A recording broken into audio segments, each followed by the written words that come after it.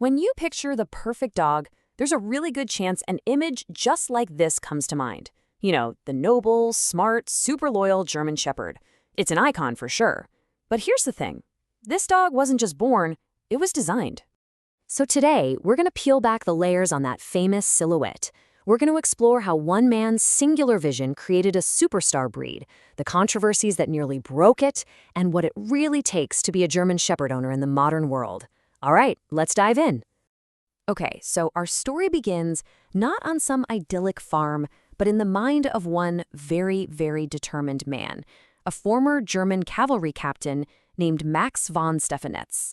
He had a blueprint, a precise plan for the ideal dog, and he was going to build it from the ground up. You see, an earlier attempt to standardize German breeds, the Phylax Society, had totally fallen apart. But von Stephanetz was left with this powerful idea. Drawing on his military background, he imagined a dog that was all about utility and discipline. He wanted the ultimate working dog, one single German breed defined by its brain, its absolute loyalty, and its drive to do a job. What it looks like? Yeah, that was way, way down the list of priorities. And his vision became a reality with, frankly, remarkable speed. In 1899, he's at a dog show, and boom, he finds the dog he's been searching for, a dog named Hector Lynxrhein. He buys him right there on the spot, renames him Horrend von Grafrath, and starts the official society. Horrend becomes basically the atom of the entire breed. And through some very careful and, yes, extensive inbreeding, his best traits are locked in. The result, by 1923, the society had 50,000 members. This wasn't evolution. This was canine engineering. You really got to get this quote because it was his mantra. It's the core philosophy of the whole breed. Function over form. Always. A good-looking dog was fine, sure, but if it couldn't do the work, it just wasn't a true German Shepherd in his eyes. And this one idea is so crucial because it ends up setting the stage for a massive conflict that would later threaten the breed's very soul. The breed's success was just explosive. But you know, that kind of fame often comes with a heavy price. We're talking fame, a dark association with history, and the unintended consequences of popularity that created a really complicated and often troubled legacy. After World War I, soldiers came home with these stories of incredible German dogs. And of course, Hollywood took notice. Suddenly, movie stars like Rin Tin Tin made the German Shepherd an international sensation. But at the very same time, a much darker story was unfolding. The breed became powerfully identified with Nazi Germany. Hitler himself owned several, they were all over the propaganda, and tragically, they were used as guard dogs at concentration camps, forever tying this noble breed to one of history's absolute darkest chapters. And this is where that philosophical conflict I mentioned just came to a head. The breed literally split in two. On one side, you have the show lines, bred for a very specific, often exaggerated look, especially that sloping, roached back, which critics brutally and famously described as half dog, half frog. And then on the other side, you have the working lines, which held true to von Stefanetz's original vision, prioritizing health, smarts, and ability above everything else. And look, this controversy isn't just about philosophy. It's written in the breed's genetics. That intense focus on appearance and the history of inbreeding came at a huge cost.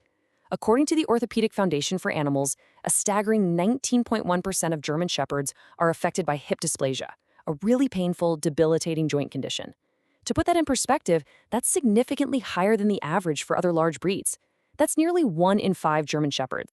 Okay, so it sounds a little grim, but this story absolutely does not end there. Today, there's a really dedicated community of responsible breeders and owners who are fighting to reclaim the breed's health and its stability, trying to move it back towards that original, perfect blueprint. So how are they doing it? Well, with science. Responsible breeders now have this whole arsenal of genetic tests at their disposal. We're talking DNA tests that can scan for over 200,000 genetic markers. Organizations like the OFA and PenHip that provide incredibly detailed analysis of hip and elbow joints. They're screening for everything from degenerative myelopathy to bleeding disorders, all in an effort to breed these problems out of the gene pool for good. But getting the genetics right is only half the battle. I mean, what about temperament? The answer to building a stable, confident German Shepherd might just come down to this one single number. It's called the Rule of 100, and it comes from Dr. Ian Dunbar, a leading expert on dog behavior. He argues that during the most critical socialization window, which is just between 3 and 12 weeks old, a puppy should meet 100 different people. 100? I know, it sounds absolutely intense, but that's what's needed to build a dog that is confident and discerning, not fearful and reactive. So, when you combine that solid genetic health with a rock-solid temperament, what do you get? Well, you get back to the founder's original vision, the ultimate working dog, a dog that is capable of doing almost anything. I mean, their range is just incredible, and it extends so far beyond the common image of a police or military dog. It's that unique mix of high intelligence, a deep desire to please, and pure physical stamina that makes them perfect for such sensitive and demanding work, from guiding the visually impaired to providing psychiatric support, even detecting seizures. Their intense eagerness to have a purpose makes them one of the most versatile service animals on the entire planet. But here's the thing. Ultimately, bringing the German Shepherd back to its full potential, that isn't just on the breeders. That responsibility falls squarely on the shoulders of every single modern owner. Owning one of these dogs is a serious commitment. This is not a couch potato breed, not by a long shot. They need daily, hard exercise and mental challenges to keep them from getting bored and destructive. And a bored shepherd can be very destructive. This means a proper diet, constant training, and preparing yourself for a partnership that lasts around 7 to 10 years. It truly is a commitment. And that brings us full circle, doesn't it? Von Stephanitz designed a dog with an incredible engine and a deep, fundamental need for a job. The legacy of that design, for better and for worse, is still with us today. The real question is whether we, as owners, are truly prepared to take the wheel.